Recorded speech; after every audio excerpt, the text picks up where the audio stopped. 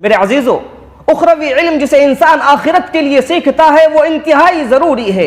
دنیاوی علم جو انسان حاصل کرتا ہے، اگر اس علم کے پیچھے آخرت کا علم نہ پایا جائے، دنیا کا علم جو انسان حاصل کرتا ہے اگر اس علم کے پیچھے اللہ کا خوف نہ پایا جائے تو یہ علم بے سود اور بیکار ہوا کرتا ہے۔ ایک ڈاکٹر ڈاکٹری سیکھتا ہے تاکہ لوگوں کا علاج کر سکے، جو بیمار ہیں ان کی شفا یابی کی تدابیر کر سکے۔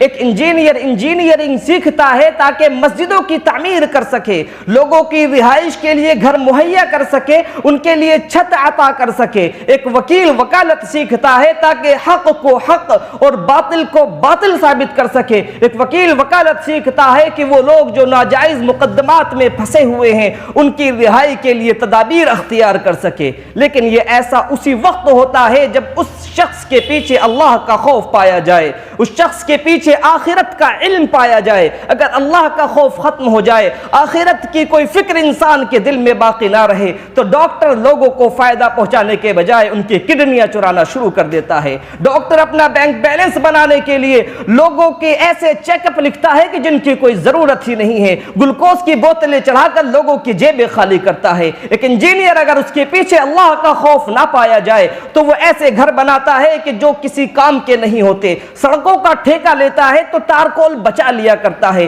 1 کروڑ کا ٹھیکہ لیتا ہے 50 لاکھ کھا جایا کرتا ہے۔ ایک گھر بنانے کے لیے جس میں 2 لاکھ کی ضرورت ہو 4 لاکھ کا بجٹ بتاتا ہے۔ ایک وکیل اگر اس کے پیچھے دین کا علم نہ پایا جائے، اللہ کا خوف نہ پایا جائے تو وکیل وکالت سچ کے لیے نہیں کرتا بلکہ پیسے کے لیے کرنا شروع کر دیتا ہے۔ وہ جھوٹ کو سچ ثابت کرتا ہے، باطل کو حق ثابت کرتا ہے۔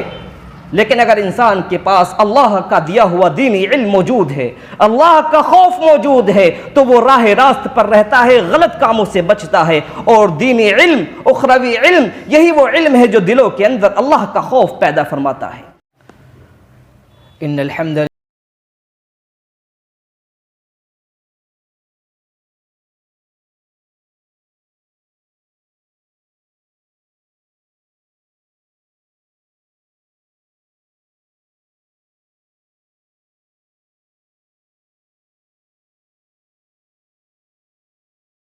محمدًا عبده ورسوله أما بعد فإن خير الحديث كتاب الله وخير الهدي هدي محمد صلى الله عليه وسلم وشر الأمور محدثاتها وكل محدثة بدعة وكل بدعة ضلالة وكل ضلالة في النار وأعوذ بالله من الشيطان الرجيم بسم الله الرحمن الرحيم يا أيها الذين آمنوا اتقوا الله حق تقاته ولا تموتن إلا وأنتم مسلمون يا أيها الناس اتقوا ربكم الذي خلقكم من نفس واحدة وخلق منها زوجها وبث منهما رجالا كثيرا ونساء واتقوا الله الذي تساءلون به والأرحام إن الله كان عليكم رقيبا يا أيها الذين آمنوا اتقوا الله وقولوا قولا سديدا يصلح لكم أعمالكم ويغفر لكم ذنوبكم ومن يطع الله ورسوله فقد فاز فوزا عظيما۔ محترم بزرگوں، نوجوان ساتھیوں، پیارے بچوں، پردہ نشین ماؤں اور بہنوں، اگر میں آپ حضرات سے یہ پوچھوں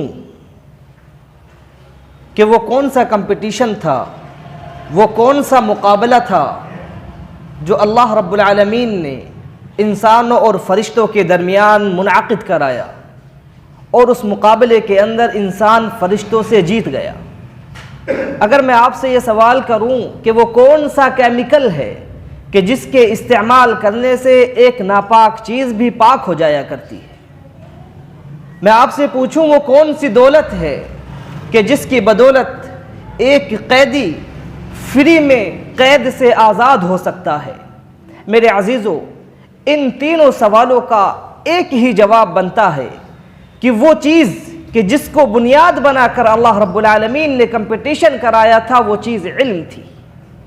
وہ کیمیکل کہ جس کے استعمال سے ایک ناپاک چیز پاک ہو جایا کرتی ہے وہ علم ہے، اور وہ دولت کہ جس کی بدولت ایک قیدی قید سے بنا کچھ خرچ کیے رہا ہو سکتا ہے وہ علم ہے۔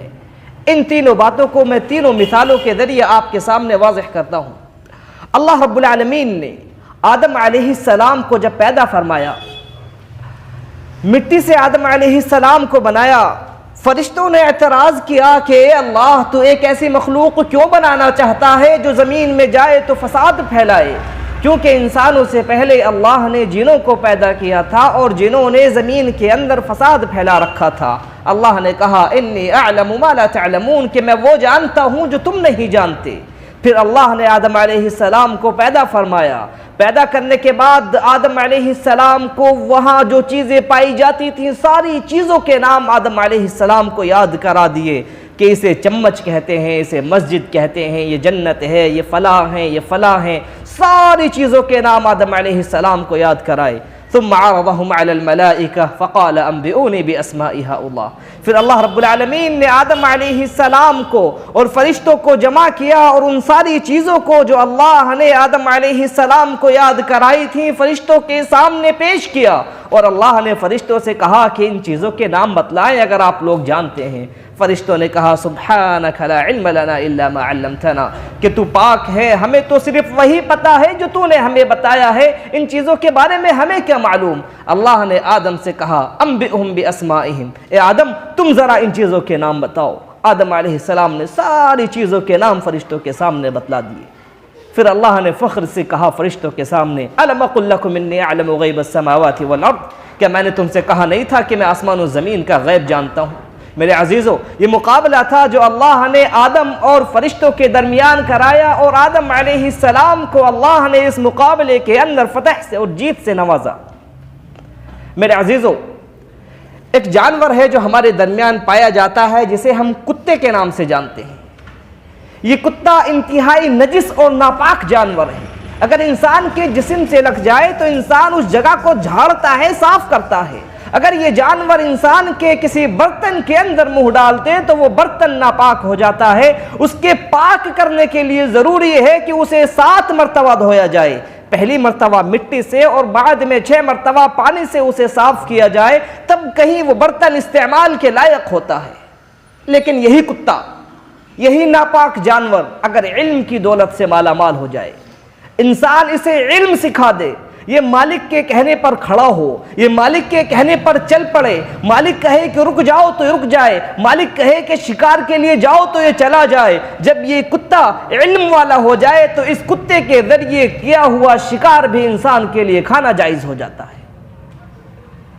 اللہ رب العالمین نے قرآن کریم کے اندر فرمایا يسألونك ماذا أحل لهم قل أحل لكم الطيبات وما علمتم من الجوارح مكلبين تعلمونهن مما علمكم الله فكلوا مما أمسكنا عليكم واذكروا اسم الله عليه، کہ لوگ تم سے پوچھتے ہیں کہ ان کے لیے کیا حلال کیا گیا ہے، آپ کہیں کہ تمہارے لیے پاک چیزیں حلال کی گئی ہیں۔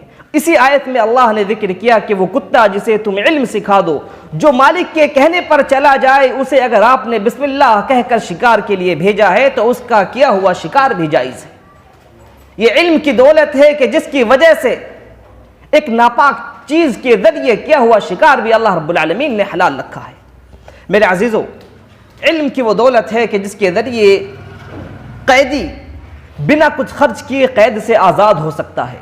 آپ نے سنا ہوگا غزوہ بدر کے اندر مسلمانوں نے کفار کو ہرا دیا اور 70 لوگوں کو مسلمانوں نے قید کیا۔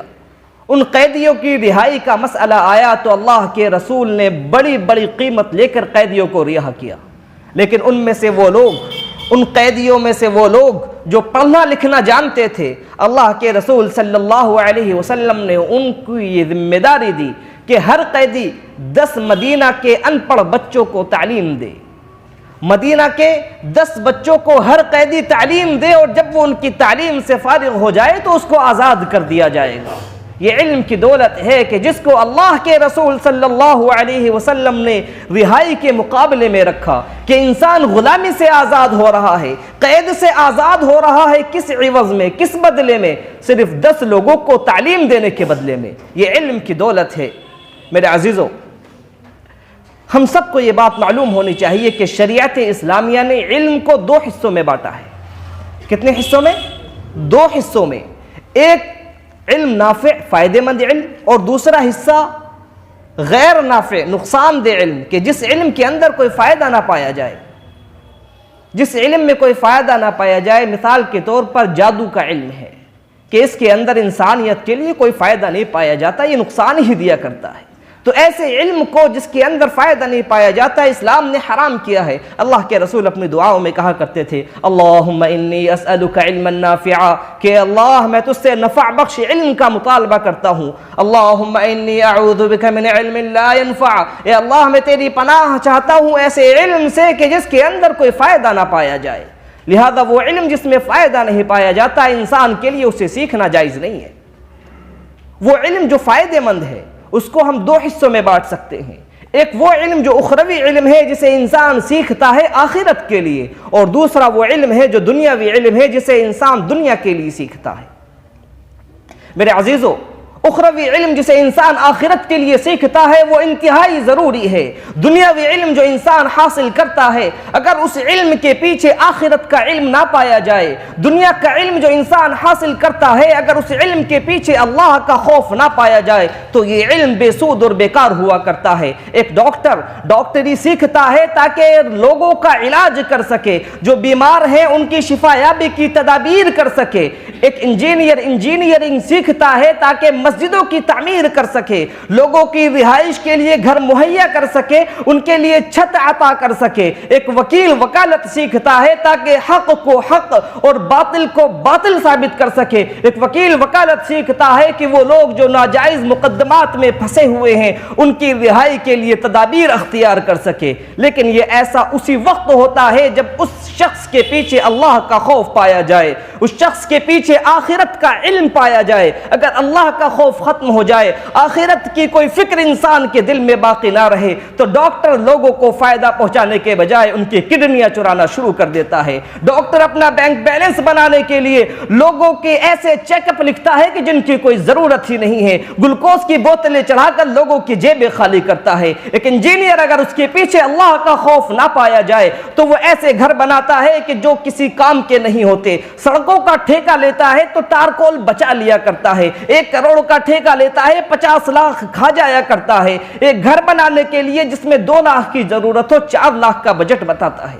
ایک وکیل اگر اس کے پیچھے دین کا علم نہ پایا جائے، اللہ کا خوف نہ پایا جائے، تو وکیل وکالت سچ کے لیے نہیں کرتا بلکہ پیسے کے لیے کرنا شروع کر دیتا ہے۔ وہ جھوٹ کو سچ ثابت کرتا ہے، باطل کو حق ثابت کرتا ہے۔ لیکن اگر انسان کے پاس اللہ کا دیا ہوا دینی علم موجود ہے، اللہ کا خوف موجود ہے، تو وہ راہ راست پر رہتا ہے، غلط کاموں سے بچتا ہے۔ اور دینی علم، اخروی علم، یہی وہ علم ہے جو دلوں کے اندر اللہ کا خوف پیدا فرماتا ہے۔ اللہ رب العالمین کا فرمان ہے انما یخشی اللہ من عبادہ العلماء، کہ اللہ رب العالمین سے علماء اکرام ڈرا کرتے ہیں، اللہ رب العالمین سے علماء ڈرا کرتے ہیں۔ کس لیے، کس طریقے سے؟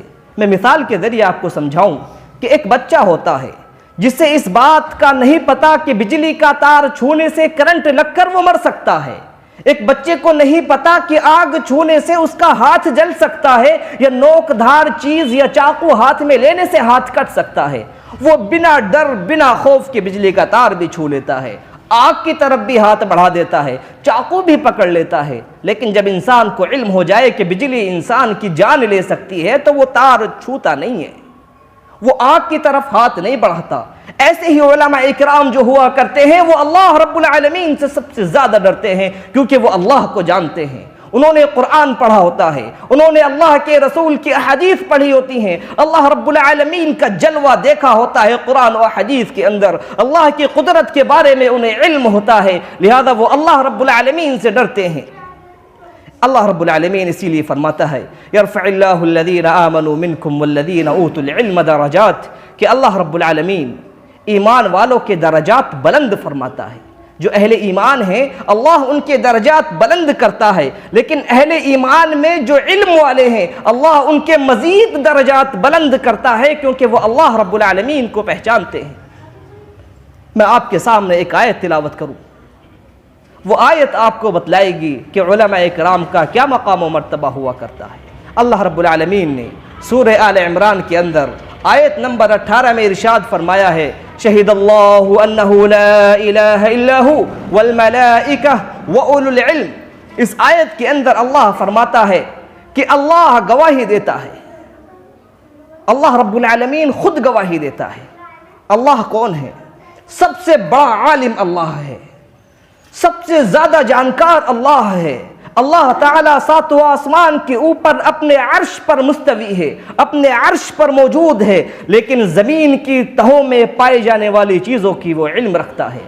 ہر چیز کی خبر اللہ رب العالمین کے پاس ہے. ہمارے دلوں میں کیا خیال پیدا ہوتا ہے یہ اللہ جانتا ہے. ہم کل کیا کرنے والے ہیں اس کا علم بھی اللہ رب العالمین کو ہے. وہ کام جو ہم کر کے بھول گئے وہ سب اللہ رب العالمین جانتا ہے.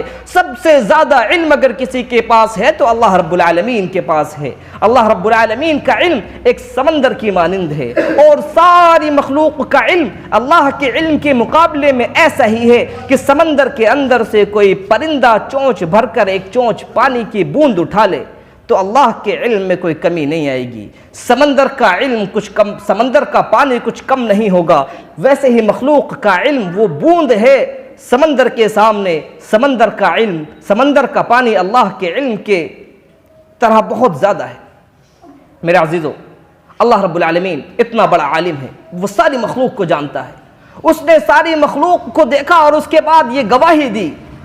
ساری چیزوں کو دیکھنے کے بعد اللہ گواہی دیتا ہے کہ عبادت کے لائق اللہ ہے. شہد اللہ انہ لا الہ الا ہو. اللہ گواہی دیتا ہے کہ عبادت کے لائق صرف اللہ رب العالمین ہے. نہ کوئی پیر عبادت کے لائق ہے، نہ کوئی ولی عبادت کے لائق ہے، نہ کوئی رسول عبادت کے لائق ہے، نہ کوئی فرشتہ عبادت کے لائق ہے. اگر عبادت کے لائق کوئی ہے تو وہ اللہ رب العالمین ہے.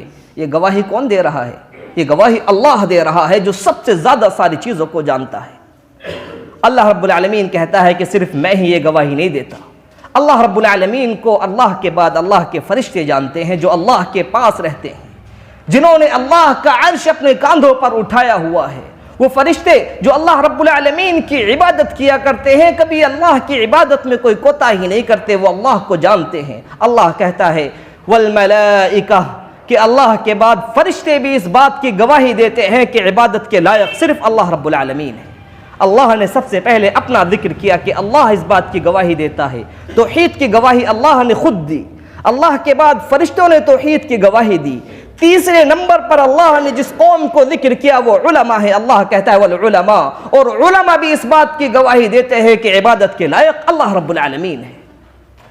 علماء اکرام میں سب سے پہلے انبیاء کا نمبر آتا ہے، اس کے بعد دوسرے علماء کا نمبر آتا ہے. وہ سارے لوگ اس بات کی گواہی دیتے ہیں کہ عبادت کے لائق اللہ ہے.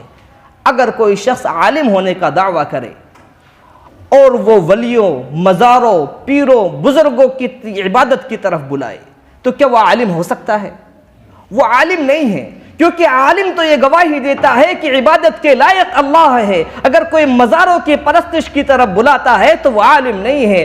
علمی چوگا ضرور اس نے پہن لیا ہے، علماء کے کپڑے پہن لیے ہوں گے، عالم ہونے کا ڈھونگ رچا لیا ہوگا، لیکن وہ عالم نہیں ہوگا.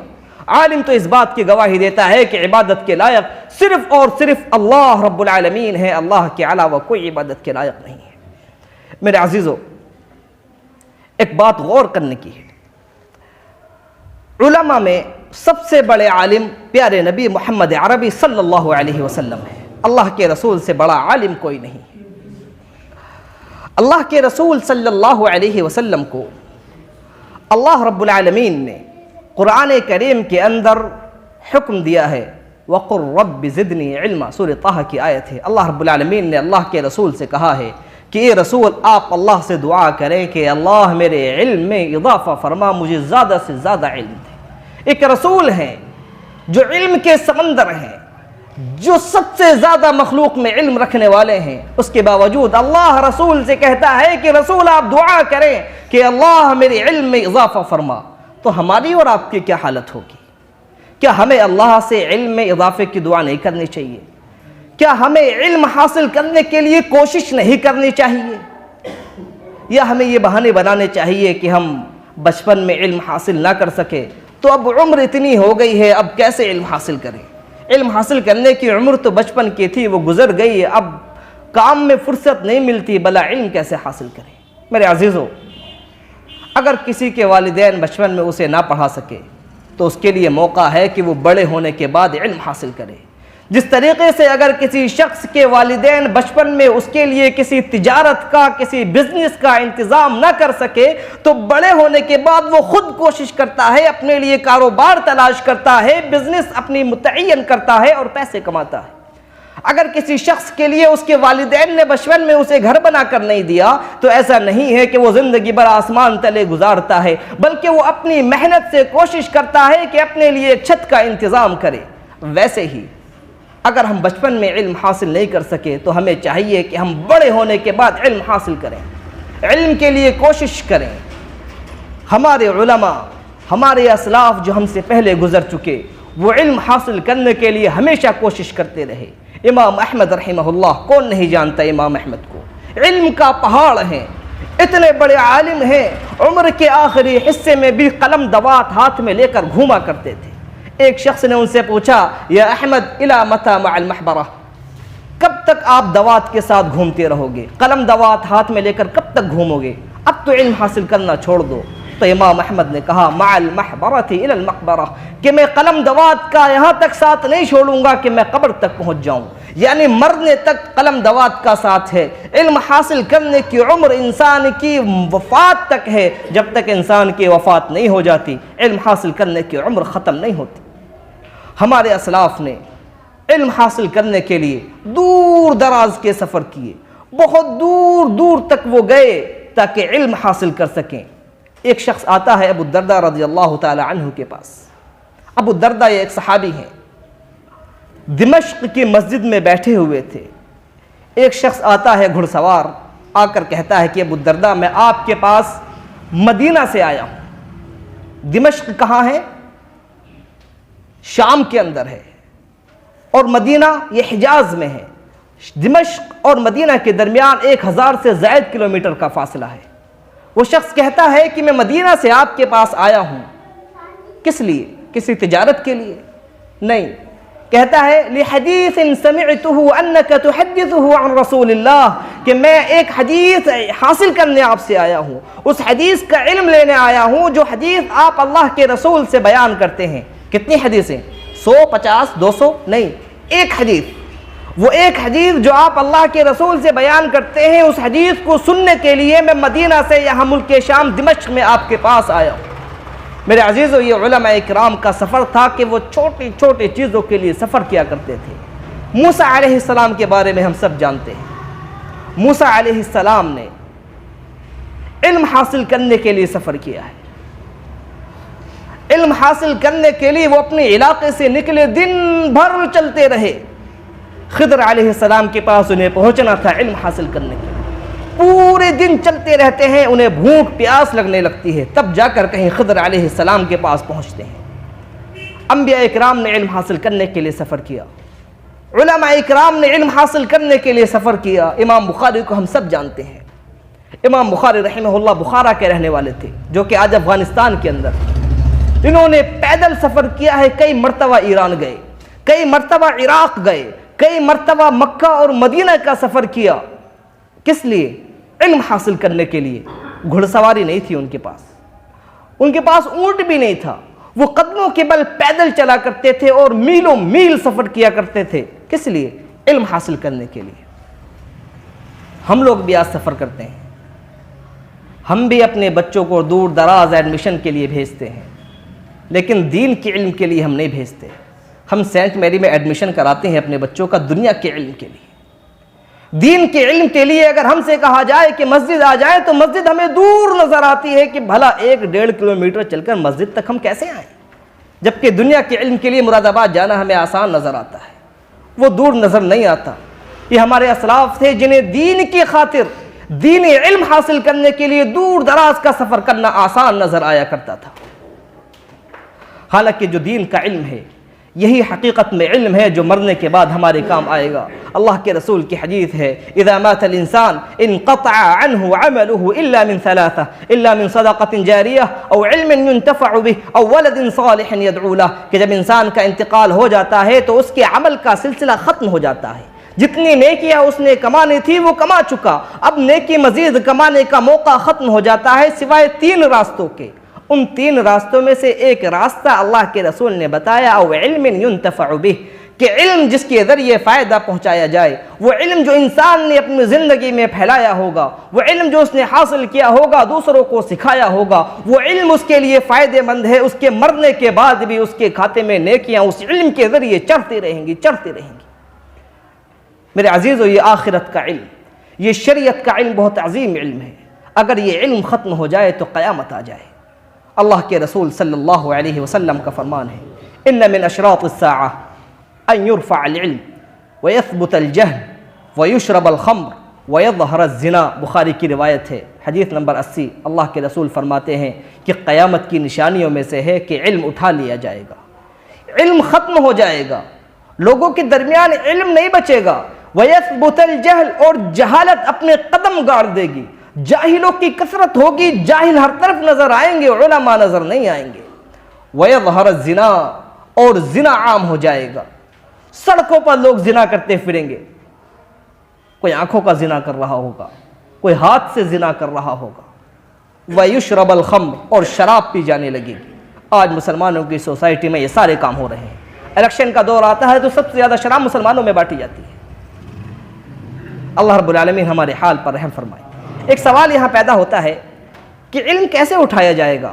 ہم خود قرآن پڑھتے ہیں، اپنے بچوں کو پڑھاتے ہیں، وہ آنے والی نسل کو پڑھائیں گے تو علم کیسے ختم ہوگا؟ اللہ کے رسول صلی اللہ علیہ وسلم نے فرمایا، بخاری کی روایت ہے، حدیث نمبر 100 کتاب العلم کے اندر، اللہ کے رسول فرماتے ہیں، ان اللہ لا يقبض العلم انتزاعا ينتزعه من الناس ولكنه يقبض بقبض العلماء فإذا لم يبق عالما اتخذ الناس رؤوسا جهالا فسئلوا فأفتوا بغير علم فضلوا وأضلوا، کہ اللہ رب العالمین علم کو ایسے نہیں اٹھائے گا کہ علم کتابوں کے درمیان سے اٹھ کے چلا جائے گا کہ کتابوں میں ورق پہ کچھ لکھا ہوا نہیں بچا۔ کہ اللہ علم ایسے نہیں اٹھائے گا کہ لوگوں کے درمیان سے اچانک علم غائب ہو جائے گا، وَلَكِنَّهُ يَقْبِضُ بِقَبْضِ الْعُلَمَاءِ، لیکن اللہ رب العالمین علماء کو وفات دے گا، علماء ختم ہوتے رہیں گے اور ان کے ساتھ ساتھ ان کا علم بھی ختم ہوتا رہے گا۔ فَإِذَا لَمْ يُبْقِ عَالِمًا، پھر جب معاشرے میں کوئی عالم نہیں بچے گا، اتَّخَذَ النَّاسُ رُؤُوسًا جُهَّالًا، تو لوگ اپنا سردار، اپنا مفتی، اپنا قاضی جاہلوں کو بنا دیں گے۔ فَسُئِلُوا، اور جاہلوں سے سوال کیا جائے گا۔ فَأَفْتُوا بِغَيْرِ عِلْمٍ، تو وہ بنا علم کے فتویٰ دیں گے۔ فَضَلُّوا وَأَضَلُّوا، وہ خود بھی گمراہ ہوں گے اور دوسروں کو بھی گمراہ کریں گے۔ آج ہم ایسے ہی معاشرے میں جی رہے ہیں۔ سوشل میڈیا پر جاہلوں کی پکڑ ہے، انہی سے سوال کیے جاتے ہیں، وہی لوگوں کو جواب دیتے ہیں، اور انہی کی بتائی ہوئی باتوں کو علم سمجھا جاتا ہے۔ لوگ علماء کے پاس جانا پسند نہیں کرتے، حالانکہ یہ ساری چیزیں انسانیت کو تباہ کرنے والی ہیں۔ اللہ رب العالمین سے دعا ہے کہ اللہ رب العالمین ہمیں علم حاصل کرنے کی توفیق عطا فرمائے۔ اللہ رب العالمین ہمارے دلوں کے اندر دین علم کی محبت پیدا فرمائے۔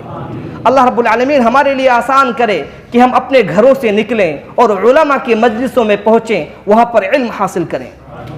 اللہ رب العالمین سے دعا ہے کہ جو مقروض ہیں، اللہ رب العالمین ان کے قرض کی ادائیگی کے فیصلے فرمائے۔ جو بیمار ہیں، اللہ رب العالمین انہیں شفائے کاملہ عاجلہ عطا فرمائے۔ جماعت کے کئی احباب بیمار ہیں، کسی کی والدہ بیمار ہیں، کسی کی اہلیہ بیمار ہیں، اللہ سے دعا ہے کہ اللہ تعالیٰ ان کے گھر والوں کو اور وہ سارے لوگ جو بیمار ہیں، اللہ رب العالمین انہیں شفائے کاملہ عاجلہ عطا فرمائے۔ آمین۔ وآخر دعوانا ان الحمد للہ رب العالمین۔